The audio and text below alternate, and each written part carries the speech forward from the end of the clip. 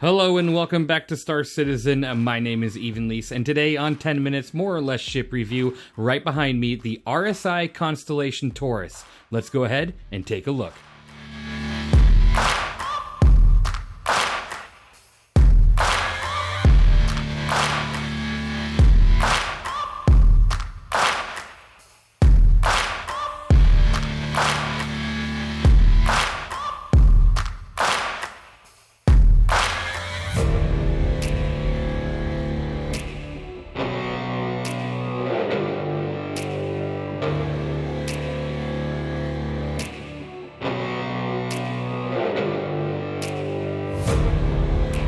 Alright, welcome back to another review. Today, the Constellation Taurus by Robert Space Industries.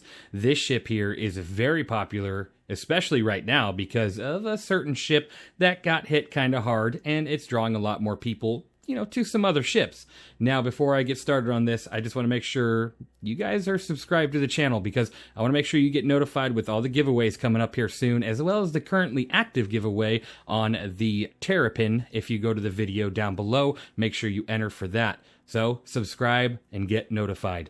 Anyways, let's get back to the Constellation Taurus here. This ship, if you were to buy it on the Pledge Store, is $200, or if you buy it in-game, it is 8,043,840 aUEC. It's a fantastic in-game price, especially since this ship is so capable, and I know that has a lot of people on the edge of their seat kind of worried about what they might do to this ship, and you never know, they might do something to make it a little bit less capable, but we're all hoping not, right? Don't touch it. Now, getting into the firepower of the ship, which it has plenty of, this thing outputs 2,564 DPS, which is pretty high because prior it was 1,748 in the prior update to this ship. I think they just upped the amount of DPS these weapons output because the weapons haven't changed, but the firepower for them kind of has. And that's because it's 4 size 5 CF557 Galderines. They're laser repeaters and they're huge. Look at those things. They're massive. And they output fantastic damage. Outside of that, you do have one man turret at the top with 2 size 3 CF337 Panthers. That thing puts out some, good firepower, but I've noticed that it has a very limited power capacitor for the weapons. Like, they changed the capacitors around with the new setup, with the new engineering, and so all these weapons output more damage, but the capacitors are a lot less, so that's something now that you got to kind of keep an eye on while you're out there shooting. And on top of that, this ship has 24 size 2 Strike Force 2 missiles, which appear from the top of the ship and look fantastic. It is a great amount of missiles, especially since this is a medium freight ship, which I think they need to kind of title how these ships are, because this medium freight, I don't think so. I see a ship like the Freelancer Max, or maybe even the Zeus CL as more of a medium freight. This ship feels a bit heavier than medium, but sure, we'll go with it. Medium freight, Constellation Taurus. It feels great. It's a great ship, and it's totally worth getting if you haven't already gotten one. Now, speaking of that cargo capability, this thing has a lower manned turret with a tractor beam and allows you to sling cargo from the front of the ship while you're parked into your cargo bay with ease. It is fantastic. What a great position on that cargo tractor beam. And I feel like that actually places this ship on one of the top ships for moving cargo as of right now. The Starlancer Max, we haven't seen it yet, and we know it doesn't have a tractor beam, but we don't know how the cargo is going to truly feel when you're loading it. I'm super excited to see it. It's going to be a much bigger ship than this, so that'll be interesting. That review will come as soon as I can. Now, looking at this thing, the shield did get dropped a bit. It went from 100,000 to 56,100. It's still a quadrant shield. Now, if you're thinking, wow, they nerfed the shield on this ship. No, they didn't. They nerfed shields across the entire board, because they're bringing them more in line for what they need to be, giving engineering, capacitors, all these different changes that they're doing to the game. So they're bringing everything kind of at a base level for them to kind of modify it. Now, that's not just for engineering, but that's also for like crafting and being able to buy better shields that do better, stuff for your ship. Like it used to be a while ago, you used to be able to buy a shield and it would give you more shield output or a, faster refresh on the shield. Now it's kind of heading towards back back towards that, as well as being able to craft something that's much better for your ship. Now, past that, it does have 130,040 health points, which is really good. You just got to be careful not to lose any of your engine nacelles because they hold your guns, and if you do lose them, you could pretty quickly lose control of your ship, which is kind of a bummer. So try to make sure you're moving pretty fast and try to maneuver. I mean, this thing's maneuverability is just bar none. You sit with a 30-30-60 pitch yaw roll, so maneuvering, not going to be really something you can do, but you could try to avoid fire as much as possible while your turret gunner, if you have one, lays into the target, right? Now, past that, this ship does carry 174 SCU of cargo on the cargo grid, which is located on the main drop-down elevator system, as well as a small shielded room in the back of the ship where you would typically have a fighter, a small, dockable fighter on the back of, the Andromeda or the Aquila. But this one doesn't have that. It's an extra cargo room. Now, that's pretty nice because the more cargo, the better. But I find it, for manual cargo loading, not the easiest. It's not really that fun at all. But that's okay, right? One box at a time. That's what I say. Now, moving past that, this thing can carry a NERSA, URSA, or anything smaller, so that's pretty awesome. You are going to take up space from the cargo, though, so if you're carrying a vehicle, like you're doing rock runs daily with this ship, that's awesome, but you are taking up that box space, so it's best to pick one or the other. Run your rock, run your NERSA, or a little bit of mix. You can do like a NERSA with some cargo, but it will limit you greatly once you take up half the cargo space on that grid.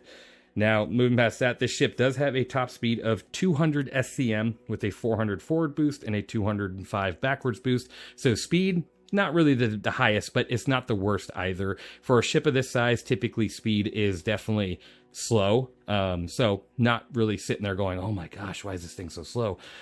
It's not bad at all. It's able to get some speed.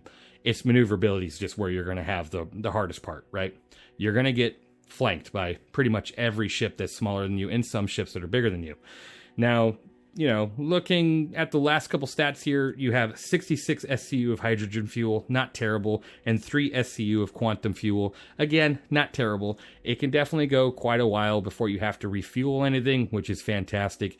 And so you don't have to make too many pit stops, even though you're probably going to anyways because you're going to be running cargo or you're going to be running a rock or something that requires you to go to a station anyways. So fill up while you're there. Now, taking a look at the interior of the ship, right now we're starting off right here in the cargo bay. You can see I have some boxes there from when I moved them. This is your primary cargo bay. If I were to go ahead and hit this button right here, it's going to bring this thing right on up into your main hold. So now, this is where you're going to hold your cargo or your, ground vehicle, and it looks pretty nice. The lighting's gotten a little bit of an update with, the newest pass for fire extinguishers and the engineering for fuses and everything. So that's kind of nice. So if you look around, you can see some random fire extinguishers placed on the wall, looking not too shabby. And then if you head back here, again, this is where a lot of your components are going to be. You don't have access to any of them right now, so you kind of are missing that components and gold standard pass. But this is where a lot of it will be. Here is one of the fuse panels here in the back, and this is the exterior, or the extra. I almost keep wanting to call it exterior. It's not exterior. This is your extra cargo bay in the back. Like I said, not the easiest to put cargo through here, but you can maneuver one box at a time if you wanted to.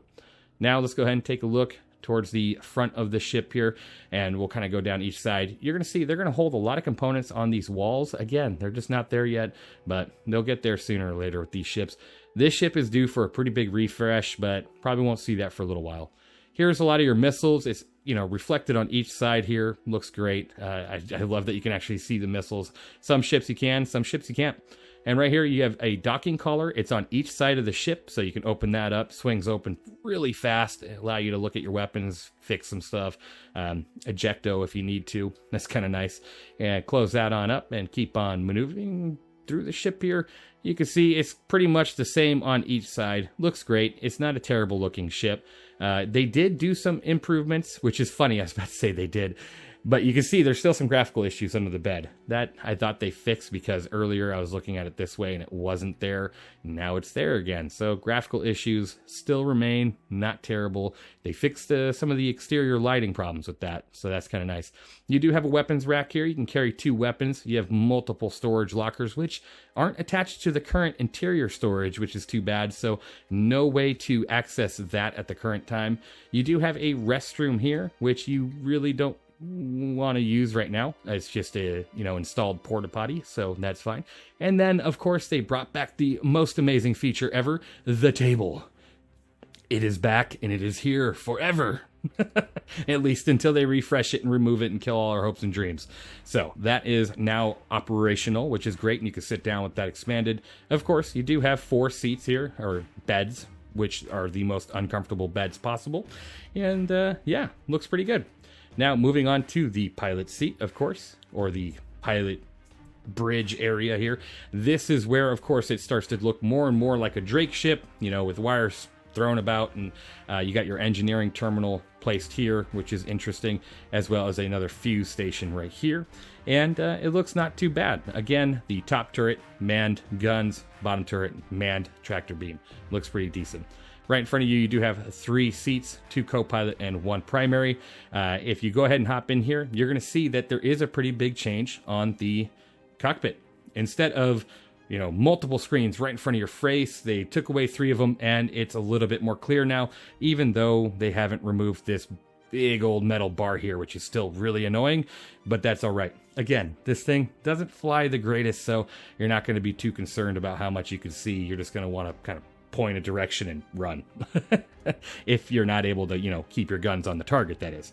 Now, moving past that, this ship, honestly, in my opinion, is still a fantastic ship. Has a lot going for it. It can do so much in the current Star Citizen, which is fantastic. You gotta love that when a ship like this can do so much. Hopefully, they let it have its glory for a long time. This ship is still an 8 out of 10 for me. It's missing its gold standard pass, and it did get a hit on its maneuverability. Well, not a hit, but I just feel like it could be better, right?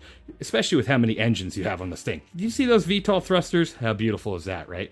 8 out of 10 for me. It's a fantastic ship. Let me know what you think of the Constellation Taurus down in the comments below. And do you have one? Do you plan on getting one? Or are you going to be focusing on the new Starlancer Max like me? Because I cannot wait to fly that ship. Thank you guys for watching. You all have been truly amazing. I've been really having a great time with the live streams, and as long as they keep lifting the NDA, I'm going to keep doing live streams because I think it's just been a blast. Thank you all. You all are amazing, and I will see you guys in the next one.